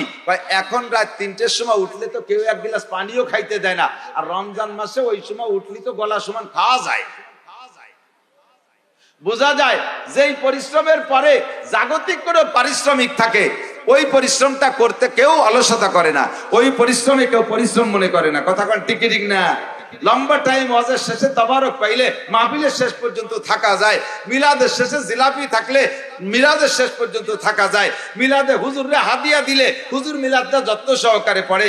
বক্তাকে ওয়াজের পরে মুঠা হাদিয়া দিলে ওই এলাকার বক্তারা, ওই এলাকায় বক্তারা মাহফিলগুলো খুঁজে খুঁজে নিয়ে নেয় আগে আগে। দোস্ত, আল্লাহ পাক এগুলো বিবেচনা করে কয় প্রত্যেকটা ইবাদতের প্রতিদান আমি আখিরাতে রেখেছি ভরপুর, তবে সব ইবাদতের প্রতিদান আমি দুনিয়ায় একটু একটু রাখছি। কোন ইবাদত, নামাজের সম্পূর্ণ প্রতিদান যদি আখিরাতে হইতো তাহলে মানুষ অত যত্ন সহকারে নামাজ পড়বে না। এইটা বুঝে আল্লাহ পাক রব্বুল আলামিন নামাজের 5টা পুরস্কারের একটা পুরস্কার দুনিয়ায় রেখেছেন। নবী পাক বলেন, এই যুবক আমার দিক তাকাও, নবী পাক বলেন মান হাফাজা আলাস সালাওয়াত আকরামাহুল্লাহু বিখামসি খিসাল, যেই ব্যক্তি নিয়মিত 5 ওয়াক্ত নামাজ পড়বে আল্লাহ তাআলা তাকে 5টি পুরস্কার দিবেন। কয়টি? শুনছেন না তবলিগওয়ালাকে কাছ থেকে? আবারও শুনেন রিডিং ইবারতের হাদিস থেকে। 5টি পুরস্কারের ভিতরে 4টি পুরস্কারই আখিরাতের জন্য, 4টি পুরস্কার মরার পরে, আর একটা পুরস্কার আল্লাহ তাআলা দুনিয়ায় রাখছে। 5টা ধরেই যদি আখিরাতের জন্য রেখে দেই তাহলে মানুষের নামাজের জন্য অতটা আগ্রহী হবে না। একটা পুরস্কার তবারক হিসেবে দুনিয়ায় রাখছি, সেটা হলো ইউরফা আনহু যিকুল আইশ। ও যুবক, যত সমন্বয়ে আন্দোলন করো, যত যা কিছু করে না কেন, চাকরির সমন্বয়ের জন্যই তো আন্দোলন। এই আন্দোলনে আওয়ামী লীগ সরকার পরাজিত হয়ে চলে গেল। আন্দোলনটা হয়েছে চাকরির সমন্বয়। এখন সমন্বয়ের আন্দোলন করে আওয়ামী লীগকে সরাই দিছি, সামনে নির্বাচন অপেক্ষা করতেছি। মাঝে ডক্টর ইউনূস সাহেব আইসা কি বাংলাদেশের যত বেকার যুবক আছে সব বেকার যুবকরা কি চাকরি দেশে? আপনাকে এলাকায় দেশে কেউ রে? আমি জানি না আপনাদের এলাকায় দেশে নাকি, দেশে কেউ রে? তাহলে আন্দোলন করছি চাকরির জন্য, আইজও পাই নাই। আল্লাহ কয় চাকরি তোমারে ডক্টর ইউনূস দেবে কোন জায়গা থেকে? বাংলাদেশের ভ্যাকান্সি তো একটাও খালি নাই। 2.5 লাখ পুলিশ লাগবে তা আছে, 2 লাখ আর্মি লাগবে তা আছে, 1.5 লাখ বিডিআর লাগবে তা আছে, 3 লাখ আনসার লাগবে তা আছে, 50,000 সেনা বিমান বাহিনী লাগবে তা আছে, 50,000 নৌবাহিনী লাগবে তা আছে, 64টা ডিসি লাগবে তা আছে, 64টা এসপি লাগবে তা আছে, যে কটা ডিআইজি লাগবে তা আগেতেই আছে। সব ভ্যাকান্সি খালি আছে। তোমরা চাকরির জন্য সমন্বয়ের আন্দোলন করে ফালাতি ফালাতি লাফাতি লাফাতি আসমানে উঠে যাও, জমিনের তলে যাও। ভ্যাকান্সি খালি না থাকলে তো তোমার চাকরি দেওয়া যাবে না। কথা কোন ঠিক ঠিক না? আল্লাহ পাক বলেন চাকরি তোর দরকার নাই, তুই আমারে একটু চাকরি দে, আমার এখানে একটু চাকরি কর। 5 ওয়াক্ত নামাজ নিয়মিত পড় যুবক, 5 ওয়াক্ত নামাজ পড়। তোরে সরকার একটা চাকরি দিলি, সরকারের কদম বুসি করতি, সরকারের পাও দিয়ে পানি খাইতি। আমি আল্লাহ তাআলা তোরে কোনো জায়গায় চাকরি দেব না, তোর অধীনে আমি হাজার হাজার মানুষকে চাকরি দিয়াতে করাইতে পারি। তোরে বানাবো মালিক, আর দুনিয়ার মানুষকে বানাবো তোর কর্মচারী। এ ক্ষমতা আমার আল্লাহর আছে না নাই? জোরে বলেন আছে। আল্লাহ পাক আপনাকে এভাবে রিজিকের প্রশস্ততা দেওয়ার জন্য ওয়াদা করেছেন। তুমি 5 ওয়াক্ত নামাজ পড়ো, খামসু সালাওয়াতিন ইফতারাজাহুন্নাল্লাহ, 5 ওয়াক্ত নামাজ পড়ো, তাহলে তোমাকে 1 নম্বর পুরস্কার দেওয়া হবে। তোমাকে দুনিয়ায় রুজির অভাব রাখবে। ভালো করে বোঝেন, রুজির অভাব রাখবে না মানে রিকশা চালানোওয়ালাকে আল্লাহ তাআলা বিমানের পাইলট বানাই দেবে তা না। মাঠে কামলা দেয়, কিসেন বেচে, ওই লোকটারে আল্লাহ তাআলা শিল্পপতি কোটিপতি বানাবে তা না। রিজিকের অভাব না দেওয়ার মানে হলো যে যে জায়গা আছেন তারে সেই জায়গায় রুয়া খেয়ে ফেলায়, কারেন্টের খাম্বা তার সহ গিলে খেয়ে ফেলায় দেয়। এটা কি হাটহাজারী মাদ্রাসার হুজুররা খায়? আরে কথা কয় না। আপনাদের জিনেদা কালীগঞ্জ যশোর রোডের পিস খোয়া কি হাটহাজারী হুজুর খাইছে? বলিদাপাড়ার হুজুর, রেল স্টেশনের হুজুর, পটিয়ার হুজুর, বাংলাদেশের কোন হুজুর খাই নেই। খাইছে যে তারে ভালো হওয়ার জন্য, তারে ভালো হওয়ার জন্য উপর থেকে ডিরেকশন আসছে। সে যদি ভালো হয় তাহলে রাস্তা ভালো হবে, ওরা যদি ভালো হয় দেশে শান্তি হবে। যত অশান্তির গুরু, সমস্ত অশান্তি তাদের হাতে, তারাই অশান্তি বাঁধাইছে, তাদের হাতে শান্তির চাবিকাঠি, তারা হলো নেতারা। হুজুর বলেন ইজা কানা উমারাকুম খিয়ারাকুম, জাতীয় সংসদে নামাজের বিল পাস করতে বলছি, তাতে আগে নেতাকে নামাজ পড়া লাগবে না?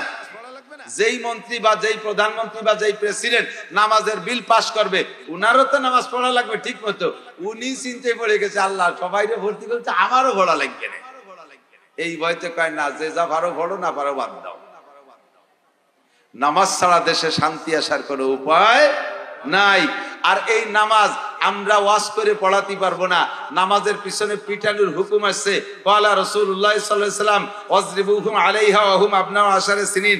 তোমাদের বাচ্চাদের বয়স যখন ছেলে হোক আর মেয়ে হোক 10 বছর অতিক্রম করে একটা দিন বেশি হয়ে যাবে, সাথে সাথে যদি ওই ছেলেটা নামাজ না পড়ে, ওই মেয়েটা 10 বছর পুরার পর একদিন বেশি হয়েছে আর সেই দিন সে নামাজ পড়ে নাই, ওয়াজরিবুহুম আলাইহা, তাকে নামাজের কারণে একটা পিটান দেওয়া আব্বা মার জন্য ওয়াজিব হয়ে যায়। তাহলে বোঝা যায় হাদিসে প্রমাণ নামাজ পিটাই পড়ানোর অধিকার আছে। কথা বলেন ঠিক ঠিক না?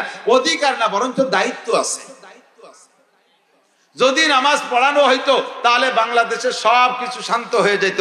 এজন্য দোস্ত একটা তাবিজের দাবি আল্লাহ ইন্নাস সালাতা তানহা আনিল ফাহশাই ওয়াল মুনকার, নামাজ পড়ো, দুনিয়া সকল প্রকার দুর্নীতি থেকে মুক্ত হবে। এই জন্য দুনিয়ায় নামাজ পড়বো, কবরে যাওয়ার পরে প্রথম ঘাটি কবর আযাব, এটা নামাজে মাফ করে দেবে। কিয়ামতের ময়দানে কোটি কোটি মানুষের ভিতরে আপনাকে পুলসিরাত পার হয়ে জান্নাতে যাওয়া লাগবে। পুলসিরাত পার হইতে একটা টিকিট লাগবে, ওই টিকিটের নাম হলো আমল নামা। ওইটা যদি ডান হাতে পান তাহলে আপনি পুলসিরাত পার হইতে পারবেন নিরিবিলি। আর নামাজি ব্যক্তিকে আল্লাহ তাআলা কিয়ামতে ডান হাতে আমল নামা দান করবে। বলেন না সুবহানাল্লাহ। ডান হাতে আমল নামা পেয়ে আপনি এবার জান্নাতে যাবেন। ফেরেশতাদের কাছে জিজ্ঞেস করছে, ভাই টিকিট তো পেয়ে গেছি, বেহেশতে কোন দিক? তো ফেরেশতারা বলবে যে এই পোল পার হয়ে যেতে হবে, এই যে পুল দেখতেছেন না, এটার নাম সিরাত, এটা পার হতে হবে। ওইটার উপার আলো বেহেশতে, আর ওই পুল সিরাতের নিচে হলো জাহান্নাম, ওইটা পার না হয়ে জান্নাতে যেতে পারবেন না। তখন আপনি পুল সিরাতের গোড়ায় যে দেখবেন 30,000 বছরের পথ, গেটে লেখা রয়েছে 30,000 বছরের পথ। সমতলে এইভাবে উঠতে 10,000, সমতলে 10,000, নামতে 10,000, 30,000 বছরের পথ আপনাকে পার হইয়া তারপরে জান্নাতে যেতে হবে। ভয়তে আপনি চক্ষু বন্ধ করে বসে পড়বেন। ওরে কপাল, এত বড় লম্বা রাস্তা, চিকন হীরার চাইতে ধার, চুলের চাইতে চিকুন, ধরার জন্য কোনো বাস নাই যে পাততলেরটা ভাঙ্গে গেলি কমপক্ষে উপরেরটা ধরে বাইয়েছে চলে যাবো, সে ব্যবস্থাও নাই। ও আল্লাহ, এত বড় পুল পার হবো কি দিয়ে? ভয়তে চক্ষু বন্ধ করে বসে রয়েছেন, চিন্তা করতেছেন আরে এ পুল না পার হইলে তো ভেস্তে যেতে পারবো না। এ জায়গা ভয় পেয়ে চোখ বন্ধ করে বসে থাকলে কি হবে? পার তো হতেই হবে। দেখি কোনো মতে হামাগুড়ি দিয়ে পারি নাকি। আপনার ডান হাতে জান্নাতের আমলনামা আছে, বাস আপনি চোখ খোলার সাথে সাথে দেখবেন কোন ফাঁকে পুল সিরাত পার হয়ে উপার চলে গেছেন, তা আপনি নিজেও টের পান না। পুলসিরাত পার হওয়ার পরে এবার পদ্মাস্বর আর মেঘনাস্বর আর বঙ্গোপসাগরের স্বরের মতো ফাঁকা স্বরের পথে ঘুরে বেড়ানো লাগবে না। বেহেশতে খুঁজে পাচ্ছেন না এমন না। নবী পাক বলেন ওয়ায়াদখুলুল জান্নাতা বিগাইরি হিসাব, নামাজি ব্যক্তি বিনা হিসাবে জান্নাতি, নামাজি ব্যক্তি বিনা হিসাবে জান্নাতি। যে কথা বলতে চাইছি, আল্লাহ পাকের ওয়াদা, মান কানা ইউরিদু হারসাল আখিরা নাজিদ লাহু ফি হারসিহি, যে ব্যক্তি আখিরাতের চাষ করে আল্লাহ তাআলা তাকে তার চাষের ভিতরে বরকত বাড়াইয়া দেয়। নামাজ পড়বে, মসজিদে যায় এক ওয়াক্ত, তারে 527 ওয়াক্ত নামাজের সওয়াব দেওয়া হবে। কোরআন শরীফ থেকে একটা হরফ পড়বে, তাকে 10টি নেকি দান করা হবে। জোরে কন্না সুবহানাল্লাহ। সুন্নতের আমল করবে একটা সুন্নতের পর আমল করবে।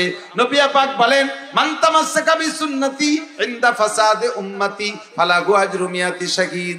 যে সময় সুন্নত গুলো দুনিয়ার থেকে মিটে যাওয়ার সম্ভাবনা দেখা দেবে, মুসলমানদের অলসতার কারণে, অমুসলমানদের ষড়যন্ত্রের শিকার হইয়া মুসলমানরা সুন্নত গুলো একেবারে ভিতর থেকে বাদ দিতে শুরু করবে। মেশক বাদ্যে বিরাজ শুরু করবে। সুন্নতি পাজামা জুব্বা বাদ দিয়া প্যান্ট শার্ট আর গেঞ্জি পরা শুরু করবে। মুসলমান এমন করে সুন্নত গুলো বাদ দেবে, দস্তারখানে খানা খাওয়া বাদ দিয়ে টেবিলি খাওয়া শুরু করবে। এইরকম মুহূর্তে যদি সুন্নতকে জিন্দা করার উদ্দেশ্যে আমার কোন উম্মত একটি সুন্নতের পর আমল করে, আল্লাহ পাক তাকে 100 শহীদের সওয়াব দান করে। বুঝেন নাই কথা? আমল করবেন কম, নেকি পাবেন বেশি। একটা সুন্নতে 100 শহীদের সওয়াব। আল্লাহু আকবার। ও দোস্ত, সাথে সাথে আল্লাহ এ কথা বলেন নাই যে ব্যক্তি আখিরাতের জন্য আমল করে ওরে শুধু আখিরাতই দেই, দুনিয়া দেই না তা না। তাকে আল্লাহ তাআলা প্রত্যেক আমলের বিনিময়ে দুনিয়াও। রোজা রাখি ভাই, রোজা রাখি দুনিয়ার জন্য না আখিরাতের জন্য? একটু কথা বলেন। রোজা রাখছি আল্লাহর কাছে আখিরাতে পুরস্কার পাবো সেই জন্য না? সহজে শুনে নেন, রোজাদারদেরকে আল্লাহ তাআলা নিজ হাতে আরশে আজিমের নিচে বসাইয়া 500 বছর পর্যন্ত মুখে উঠাইয়া ইফতার খাওয়াবে। আমি রোজা রাখছি এই আশায়, ঠিক কিনা? নবী পাক বলে ইউজাদু ফিহি রিজকুল মুমিন। প্রত্যেক ইবাদতের বিনিময়ে আল্লাহ দুনিয়াও রেখেছেন। তুমি যদি রমজানে রোজা রাখো, প্রতিদান তো আখিরাতে এভাবে পাবা, তবে রোজার বিনিময়ে আল্লাহ তাআলা রমজানে তোমার রুজির বরকত বাড়ায় দেবে। বাস্তবে দেখেন, এদিক তাকান, রমজানে যারা রোজা রাখেন তারা বেশি খায় নাকি রমজানে যারা বাড়ি থেকে রোজা রাখে না তারা বেশি খায়? আপনারা কি জানেন আমি জানি না। যারা রোজা না রাখে তারা বেশি খায় না রোজাদাররা বেশি খায়? আল্লাহর কসম, রোজাদাররা বেশি খায়। রমজানে যারা রোজা রাখবে, বাড়ি ফ্যামিলির সদস্য 5 জন, 5 জনই সাবালেক, মা বাপ আর 3টে ছেলে মেয়ে, তো 4 জনের রোজা রাখে। ছোট ছেলেটার বয়স 22 বছর, ও নাবালেক, ও রোজা থাকে না। এই দামড়াটা রোজা থাকতে পারে না। এখন যে 4 জনের রোজা রাখবে, শেষ রাত্রির সেহরির ভালো খাবার যতক্ষণ পর্যন্ত কুলায় পেটে ধরে অতক্ষণ পর্যন্ত আর ওরা কম খায় না। ভালো ভালো মাথা, গোশত ইত্যাদি মাইটিয়ে পরান কলিজা দিয়ে পেট ভরে খাইয়া, দুধ টুধ যা ছিল, কলা ফল ফ্রুট আমটাম সব খাইয়ে সাবাল করে দিয়ে বেরোজাদারের জন্য ওই বলের ভিতরে যা আছে ওই অবস্থায় তা জালি দিয়ে ঢাকেও না, টেবিলের উপরে সেইভাবে রয়েছে বেলানু। কুন্ডা নামাজ পড়ে ঘুমাই রয়েছে, বুঝদারিরা সকালবেলা উঠে মারে কয় মা খাবার কো, এখানে যা আছে তাই খা, কথা কইস না শয়তান। এমন দমক দেশে ভয়তে আর খাবারের কথা করতে পারে না। যা ছিল ওই নরম তরম ওই একটু কোনো মতে খাইছে, মনটা খারাপ। দুপুর বেলা কয় মা এখন কি খাবো? এ শয়তান কথা কবি না, সাইডে মুড়ি খা। দুপুর সাইডে মুড়ি, মা সাইডে গরম ভাত। এই বেরোজাদারের জন্য গরম ভাত রান্না করে আমি জাহান্নামে যেতে পারবো না, সাইডে মুড়ি খেয়ে চুপ করে থাক, কথা কইস না। সারাদিন দুপুর বেলা সাইডে মুড়ি খাইয়ে পেটটা তৈ তৈ করে, মাঝে মাঝে এক একখান বিস্কুট খায় দোকানে যায়। সন্ধ্যার সময় ইফতারি আইটেম জোগাড় করছে 20 প্রকার। এই 20 প্রকারের ইফতারি নিয়ে এই 4 জন বসছে। ইন্দ্রাও প্ল্যান করছে যে ওরে খাতি দেবো না। মাগরিবের একটু আগে ওরে বিভিন্ন কাজে আড়ায়, এ গরুর ঘরে দরজা দে, মুরগির ঘরে দরজা আটকা, আজান দেবে দেবে ভাব। এই সময় জগ দিয়ে পাঠাই দিয়েছে, যাও টিউবওয়েলেতে পানি নিয়ে আয়। ও টিউবওয়েলেতে পানি আনতে আনতে আজান দিয়েছে, এরা ধমাধম করে মারিয়ে দিয়েছে সাফ করিয়া। ও পানি আনিয়ে দেখে যে আছে কটা সুলা মুড়ি। মা আমার জন্য ওই যা আছে তাই কথা কবি না শয়তান। সারাটা দিন এভাবে নাকাতি নাকাতি কাটছে। রাইতে এখানে কয় মা আমি কি তারাবির আগে খাবো? এ শয়তান, ভাতের হাড়িতে হাত দিবি না, রোজাদারের আগে হাতে বাড়িতে হাত দিলি বরকত থাকে না। সবাই নামাজ পড়িয়ে এসে আমরা খাবো, তারপরে তুই খাবি। দিনটা যায় তার না খাতি না খাতি, কথা কর না কেন? ইফতারির সময় মোটা আইটেম ইফতার রোজাদাররা খায়, সেহরির খানা রোজাদাররা খায়, রাতে খানা রোজাদাররা খায়।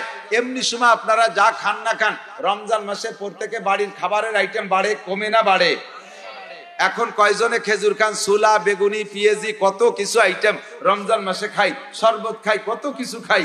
সব কিছু রুজির বরকত কে দেয়? আল্লাহ তাআলা ইবাদতের বিনিময় দেয়। তবে ইবাদত করব আমি এ আশায় না, ইবাদত করব কার আশায়? আল্লাহ পাকের আশায়। ইবাদতের মধ্যে কোনো শিরিক হবে না। আল্লাহ কয় ওয়ালা ইউশরিক বিইবাদাতি রাব্বিহি আহাদা। কোন ইবাদতের মধ্যে তুমি শিরিক করবা না, দুনিয়ার লোভে তুমি ইবাদত করবা না। তবে আমার সিস্টেম, আমি দুনিয়া তোমারে দেব ইবাদতের বিনিময়। এ ভাই এদিক তাকান, যে ইবাদত চাই বলবো না কেন, আল্লাহর রহমতে দেখবেন তার বিনিময় তো আখিরাতে আছে, নগদে দুনিয়ায়ও আছে। পর্দা করা ইবাদত, বলেন পর্দা করা। সমাজে যে সকল মেয়েরা বেপর্দা করে তাদের দাম বেশি না পর্দানশীল মেয়েদের দাম বেশি? বোঝেন নাই কথা? যে মেয়েটা খালি গায়ে খালি মাথায় মুখ খুলে কালীগঞ্জ বাজার করে বেড়ায়, পুরুষের সাথে ঠেলা ধাক্কা খাইয়ে বেড়ায়, ওই মেয়েটার কোনো সম্মান শ্রদ্ধা আছে? যে মেয়েটা 100% পর্দা করে ওই মেয়েটাকে সকলে ভালোবাসে। মহল্লার কোনো বাচ্চা কাচ্চা যদি দুর্বল অসুস্থ হয়, প্রাথমিক ঝাড় ফুকের জন্য কয় এ আব্দুর রহমানের মার কাছে যা, উনি কোরআন শরীফ পড়ে, উনি নামাজ পড়ে, উনি পর্দা করে, কোনো পুরুষের সামনে যায় না, উনার কাছে নিয়ে যা, দেখবেন তার কাছে সম্মানের সাথে নিয়ে যায়। ঠিক কি ঠিক না? তাহলে পর্দা ইবাদতের বিনিময় আখিরাতে পাবে, দুনিয়ায় আছে। দাড়ি যে রাখে আর রাখে না, দুইজনের মধ্যে সম্মান কার বেশি বলেন তো? কথা কয় না। বড় ভাইয়ের বয়স 40, বড় ভাইয়ের বয়স 40, দাড়ি কাইটে ক্লিন শেভ, একেবারে প্যান্ট শার্ট লাগাইয়া ইয়াং। ছোট ভাইয়ের বয়স 25, মাদ্রাসার হুজুর, এত বড় দাড়ি রাখছে। এই 25 বছরে ছোট ভাই দাড়িওয়ালা, আর 40 বছরে বড় ভাই প্যান্ট শার্ট পরে ইয়াং যুবক সাইজা, দুই ভাই একসাথে বাজারে যাবে কালীগঞ্জ কাপড়ের দোকানে। যদি অপরিচিত হয় তাহলে দেখবেন দোকানদার কারে কেমন সম্মান করে। বড় ভাই তো ইয়াং হয়ে গেছে, ওরে যুবকের মতো দেখা যায়, অল্প বয়সী। ওরে দোকানদার এই ছেলেরা শরীর দাঁড়াও, ছেলেরা নিচে দাঁড়াও। ছোট ভাই 25 বছর, তারে কাকা চেয়ারে বসে। বড় ভাইরে ধাক্কাইয়া পোলাপান বলে রাস্তা দোকানেতে নামায় দেয়, আর ছোট ভাই দাঁড়িয়ে আছে, তারে সম্মান করে সুন্নতি কায়দায় তারে চেয়ারে বসায়। কথা বলেন ঠিক কি ঠিক না? তো দুনিয়ায় প্রত্যেকটা ইবাদতের প্রতিদান আখিরাতে আছেই আছে। আল্লাহ পাক রব্বুল আলামিন দুনিয়ায় রেখেছেন, আমি যে ইবাদতই করব এটা আমাকে আল্লাহ তাআলা কোন জগতে প্রতিদান দিতে কম করবেন না। কাজে আমি পাক্কা সিদ্ধান্ত নেই, আমার যুবকরা এদিক তাকাও, যারা নামাজ না পড়ো আজকে থেকে একটু পাক্কা সিদ্ধান্ত নাও, এখন থেকে নামাজ পড়বই। একটু বলা যাবে না? ইনশাআল্লাহ পড়বেন না, নামাজ পড়বেন। আমি কই নামাজ পড়বই, কই ইনশাআল্লাহ, তার মানে ইনশাআল্লাহ পড়বে, নামাজ পড়বে না। যারা ইনশাআল্লাহ কয় ওরা ফাকির গুরু। বলেন নামাজ পড়বই, একটু বলেন না নামাজ পড়বই। শুধু শুক্রবারে, বছরে 2 ঈদ, 5 ওয়াক্ত। বলেন কয় ওয়াক্ত? 5 ওয়াক্ত, 5টা পুরস্কার পাবেন। 1 নম্বরে রুজির অভাব থাকবে না। সাথে রুজির অভাব দূর করার জন্য আরেকটা আমল শিখিয়ে দেয়, দিক তাকান। হাদিসে আসছে পরিষ্কার, হুজুর বলেন 2টা জিনিস জীবনে কোনোদিন এক জায়গা হতে পারে না। আমাদের সমাজে পরিচিত আছে 2টা জিনিস এক জায়গা হতে পারে না, আগুন আর পানি। কথা কয় না? আগুন আসলে পানি থাকতে পারে না, পানি আসলে আগুন থাকতে পারে না, এই দুটি এক জায়গা হতে পারে না। কিন্তু জগতে তাও প্রমাণ আছে, আগুন আর পানিকে আমি একসাথে বের হতে দেখছি। চট্টগ্রামে একটা পাহাড় আছে, ওই ঝর্ণায় দিয়ে পানি বেরোয়, পানি ঠান্ডা, আবার ওই পানির ভিতরে দিয়ে পথ করে উপরে আগুন বেরোচ্ছে, ওখানে শুকনো লাকড়ি ধরলে আগুন ধরে যায়। তা আগুন আর পানি একসাথে বের হয়, এরও প্রমাণ আছে। কিন্তু হুজুর বলেন একটা জিনিস, দুইটা জিনিস একত্রিত হতে পারে না। আগুন পানি এক হতে পারে, কিন্তু দুইটা জিনিস এক জায়গা হয় না। সূরা রাতের বেলা সূরা ওয়াকিয়ার তিলাওয়াত আর অভাব। আপনি অভাবে ভুগছেন। গত কয়েকদিন আগে, কিছুদিন আগে যাত্রাবাড়ি মাদ্রাসার মুহতামিম সাহেব মুফতি মাহমুদুল হাসান সাহেব হাফিজাহুল্লাহ দামাত বারকাতুল আলিয়ার কাছে একজনে জিজ্ঞাসা করছে, হুজুর আপনি এত বড় বড় মাদ্রাসা, যাত্রাবাড়ি মাদ্রাসায় 10-12 হাজার ছাত্র, ডেলি কতটুন চাউল লাগে জানেন? আমাদের এই বলিদাপাড়া মাদ্রাসার হিসাব শুনবেন হুজুর, তাতে আপনার চোখ গরম হয়ে যাবে। আর নানুপুর মাদ্রাসায়, চট্টগ্রাম নানুপুর মাদ্রাসায় ডেলি 82 মণ চাউল লাগে, বোর্ডিংয়ে ডেলি 82 মণ চাউল লাগে। এক কাঠা জমি নাই মাদ্রাসার। মাদ্রাসার নামে একটা ছেলে বিদেশে Italy, France, America, Japan, German থেকে থাকে না যে সেখান থেকে মাসে মাসে লাখ লাখ টাকা পাঠায়। একটা টাকা বেতন বাকি নাই। মাদ্রাসার শিক্ষক স্টাফই 150, এই 150 শিক্ষক স্টাফের মোটা বেতন সব চলে যাচ্ছে কিসের বদৌলতে? যাত্রাবাড়ি হুজুরকে জিজ্ঞেস করলো, হুজুর আপনার এত বড় বড় মাদ্রাসা চলে, আপনার তো কোনো আয়ের উৎস দেখিনি, কিভাবে চলে? হুজুর বলেন আজ থেকে 40 বছর আগের থেকে নিয়ে আজকে পর্যন্ত, 40 বছর আগের থেকে নিয়ে আজকে পর্যন্ত আমার একটা দিনও দিনের বেলা সূরা ইয়াসিন, রাতের বেলা সূরা ওয়াকিয়া মিস হয় নাই। হুজুর বলেন যেই ঘরের ভিতরে সূরা ওয়াকিয়ার আমল আছে, আর 5 ওয়াক্ত নামাজ আছে, রাতের বেলা সূরা ওয়াকিয়ার আমল আছে, 5 ওয়াক্ত নামাজ আছে, ওই ঘরে দিনের বেলা সূরা ইয়াসিনের তিলাওয়াত আছে, আল্লাহ পাক তার জাতের কসম খেয়ে বলে, নবী পাক আল্লাহর কসম খেয়ে বলে, ওই ঘরের ভিতরে অভাব ঢুকতে পারে না, ওই ঘরের ভিতরে ব্যবসা বাণিজ্য দুর্বল হতে পারে না, ওই লোক কোনো ব্যবসায় মায়ের খেতে পারে না। আপনি শুধু মানুষের কাছে চান আমার জন্য দোয়া করেন, আমার জন্য দোয়া করেন। আরে মিয়া, তোমার জন্য আমি দোয়া করে কি হবে? তোমার জন্য তুমি নিজেই দোয়া করো। তোমার জন্য আমি দোয়া করবো তো 10 টাকা দোয়া, ভাই আল্লাহ আল্লাহ তুমি আমার ভাইরে একটু ধনী গনি বানায় দাও। অথচ ভাই তুমি নামাজ নাই, রোজা নাই, হজ নাই, যাকাত নাই, ফরজ নাই, ওয়াজিব নাই, সুন্নাত নাই, মুস্তাহাব নাই, কুরআন নাই, কিতাব নাই, ইয়াসিন নাই, ওয়াকিয়া নাই, ঘরের ভিতরে আল্লাহর কালাম নাই, কুরআন তিলাওয়াত নাই, আর তোমার জন্য দোয়া করে দোয়া কবুল করানো হবে? এটা আদৌ সম্ভব না। যদি তোমার রিজিকের পরিবর্তন ঘটাইতে চাও, উন্নতি করতে চাও জাগতিকভাবে, তাহলে দিনের বেলা সূরা ইয়াসিন পুরো ফ্যামিলির সদস্য সকলে আমল শুরু করে দেন, রাতের বেলা ওয়াকে আমল করো। যুবক তোমার চাকরির দরকার, আল্লাহ দিয়ে দেবে, ব্যবসার বরকতের দরকার, আল্লাহ দিয়ে দেবে, গাড়ির উন্নতির দরকার, আল্লাহ তাআলা দিয়ে দেবে, সম্মানের দরকার, আল্লাহ তাআলা দিয়ে দেবে। কথা বলুন ঠিক কি ঠিক না? আল্লাহ তাআলা আমাদের নসিব করে, সবাই বলেন আমিন। তাহলে 5 ওয়াক্ত নামাজ নিয়মিত পড়া যাবে তো? একটু চেষ্টা করেন, পড়া যাবে তো? এটা জাস্ট প্রতিজ্ঞার ব্যাপার, আর তেমন কিছু না। এবার আপনার নামাজের পরে অন্যান্য যে ইবাদত গুলো আছে সেই ইবাদত গুলো করব, আর শরীয়তের সকল বিধিবিধান গুলো মেনে চলার চেষ্টা করব, বৈধ হুকুম গুলো মানবো, অবৈধ গুলো ছেড়ে দেব। সময় কমের কারণে আমি সংক্ষেপ করতে যাচ্ছি। আল্লাহ পাক রব্বুল আলামিন আমাদের সকলকে আমল করার তৌফিক দান করুন। মুক্তাসার শেষ দাওয়াত আমাদের এখানে আজকে যিনি আসবেন, যার বয়ান শুনবো বিদায় আমি আপনাদের কাছে ভাইকে বলেই দাওয়াত দিচ্ছি নিজে, হযরত মাওলানা তৌহিদুল ইসলাম আজিজি সাহেব, আমার গ্রামের মাদ্রাসা সুলতান শাহী যে বছর আনছি সেই বছর থেকে পর 5 বছর, এবারও উনি শেষ বয়ান করে আসছে, 5 বছর বয়ান করেছে। এবারও কর্তৃপক্ষ তাকে আগামী বয়ানের জন্য দাওয়াতের কথা আমার কাছে বলে রাখে। এজন্য আমি অনুরোধ করব, যারা আগে পরে শোনেন নাই, হুজুরের বয়ান ঈশার নামাজের পরে ইনশাআল্লাহ ধারাবাহিক চলবে। এরপরে আমাদের পেশা হুজুর মুনাজাত করবেন, দোয়া করবেন। ভাষাগত ত্রুটি বিচ্যুতি মার্জনীয়, যা বলেছি শুনেছি, আল্লাহ আমল করার তৌফিক দান করুন। আমার চিরচরিত স্বভাব দাওয়াত ও তবলিগের মেহনতের ব্যাপারে দাওয়াত দিয়ে থাকি। বাংলাদেশে এবছর বিশ্ব ইজতেমা 31 জানুয়ারি, 1-2 ফেব্রুয়ারি, 31 জানুয়ারি, 1-2 ফেব্রুয়ারি বিশ্ব ইজতেমা হবে। যাবো তো ইনশাআল্লাহ? আপনারা যাবেন। ওয়াখির দাওয়ানা আলহামদুলিল্লাহ, সুবহানাল্লাহি বিহামদিহি, সুবহানাল্লাহিল আযীম, সুবহানাকাল্লাহুম্মা বিহামদিকা আশহাদু আল্লা ইলাহা ইল্লা আনতা আস্তাগফিরুকা ওয়া আতুবু ইলাইক। আসসালামু আলাইকুম ওয়া রাহমাতুল্লাহ।